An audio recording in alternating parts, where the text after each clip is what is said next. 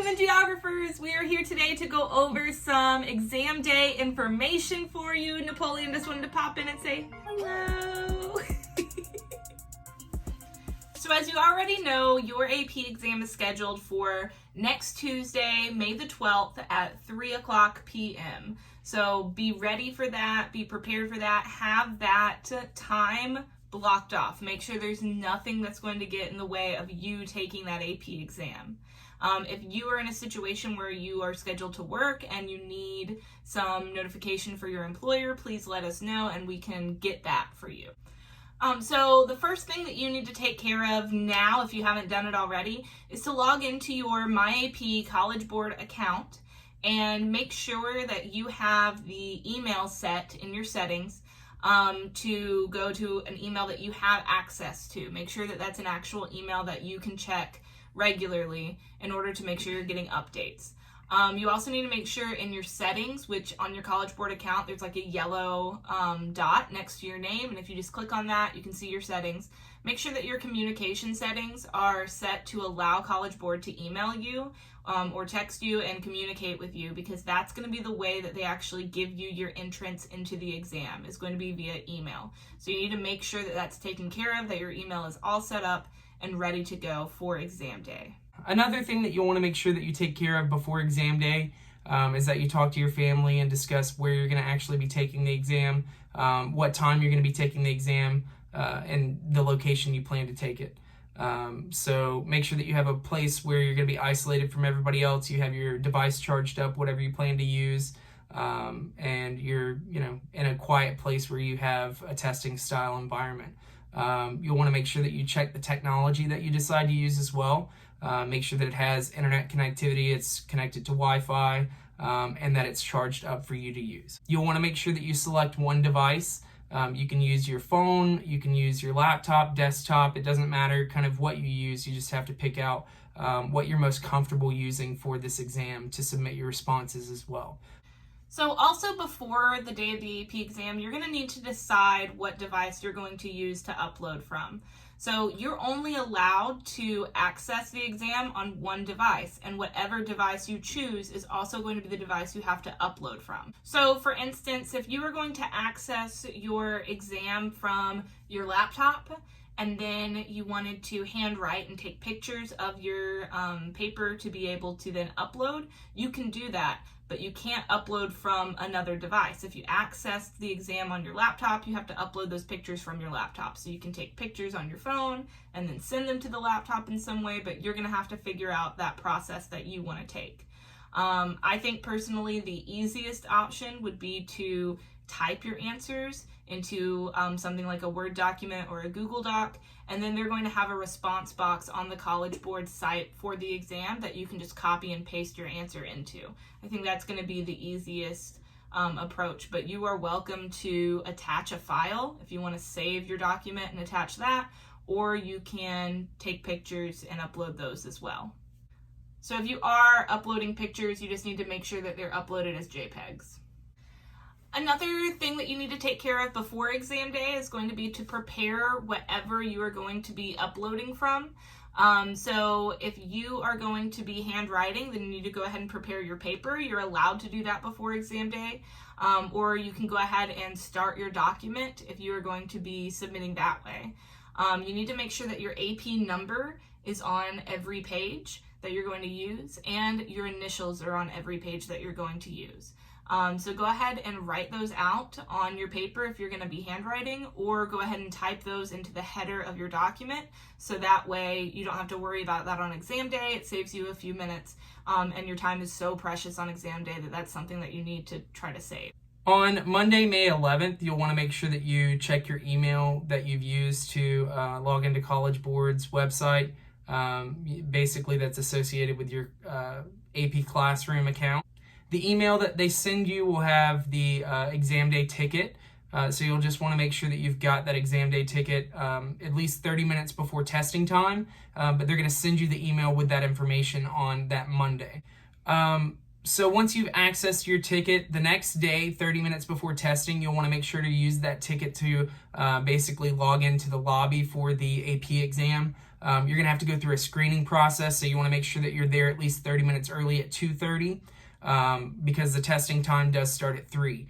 So if you're not done with all of those things, you're eating away at your testing time. So just make sure you're there early, that you're ready to go, that your family knows where you are and what's going on, and that you're basically starting the exam 30 minutes early. So on Tuesday, May the 12th, you are going to have logged in with your e-ticket. You will have been in the lobby for 30 minutes, answer the identification questions, and then your time will start. At 3 o'clock, the exam will start. Your exam is going to have 2 FRQ questions. Those FRQ questions are not the same. They're going to be 2 completely separate FRQs. One of them will have 15 minutes designated as timing for it. It'll be a shorter FRQ. It'll only have 1 stimulus to look at, so something like a map or a picture. And then you will write your first one. The second one will be longer. It'll probably have the standard 7 parts that come along with an FRQ. It'll have 2 stimuli associated with it, so you'll probably be doing some comparison, and you will have 25 minutes to write that FRQ. Those are 2 separate questions, so they do require 2 separate uploads. You'll have to take pictures on separate pieces of paper, and you will have to attach separate documents for the 2 FRQs. If you're nervous about what the screen's going to look like on the day of the exam, then what I would really suggest for you is that you practice a few times. So according to College Board, they have released a simulation where you can go in and you can actually practice exactly what the exam process is going to look like. You'll see the screen, how it's going to look on the day of the exam. You'll see the timer that's going to be given to you, and you'll be able to practice uploading the way that you're going to upload on the day of the exam. So I really highly suggest you take advantage of that before exam day. You go in and you actually test that out, so that way you feel really comfortable submitting your responses on next Tuesday, May the 12th. Just know if you have any accommodations as far as extended time or anything like that, that those accommodations have been applied to your AP exam, so you really don't have to do anything. You'll just get the extended amount of time already, and if you need to use that time, you're allowed to. As far as what the questions are going to look like, you guys already know that we don't know that. We would tell you if we knew what the questions were. We want you to pass just as much as you want to pass, sometimes more. As far as preparing for them, I think that those grand review packets, looking back over that, making sure that you actually understand all the material, that's a really good way to prepare. The self-assessments are hopefully a good way to prepare, just checking over and making sure you understand the vocab, the concepts, and the theories that are associated with human geography, and just reviewing those things from units 1 through 5 before next Tuesday. That's going to be the best way you can prepare. The only prediction that I'll make as far as FRQs go is that I think it will be something that is applied across units. And I talked about this in one of the first videos, but with them only having 2 FRQs, there's no way that that FRQ is only going to be about one specific vocabulary term.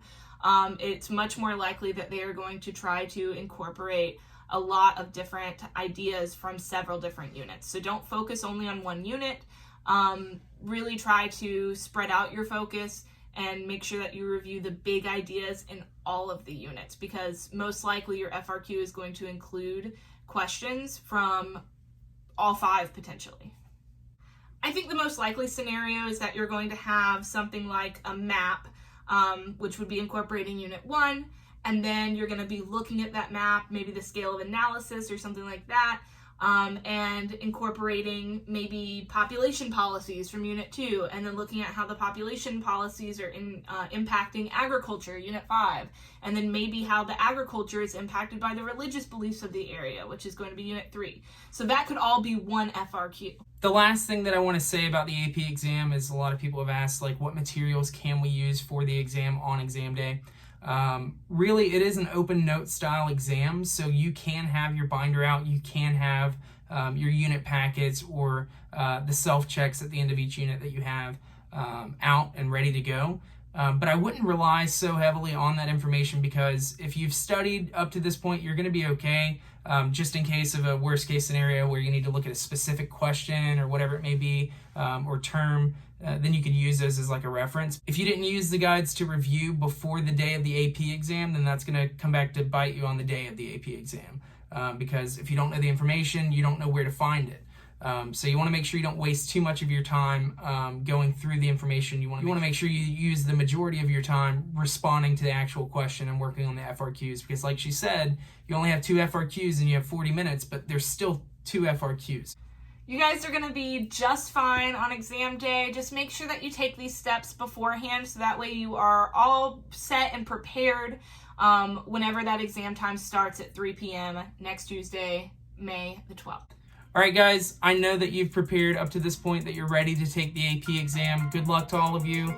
We're rooting for you guys. We love you and miss you. And if you have any questions, just let us know. Other than that, good luck. Love you.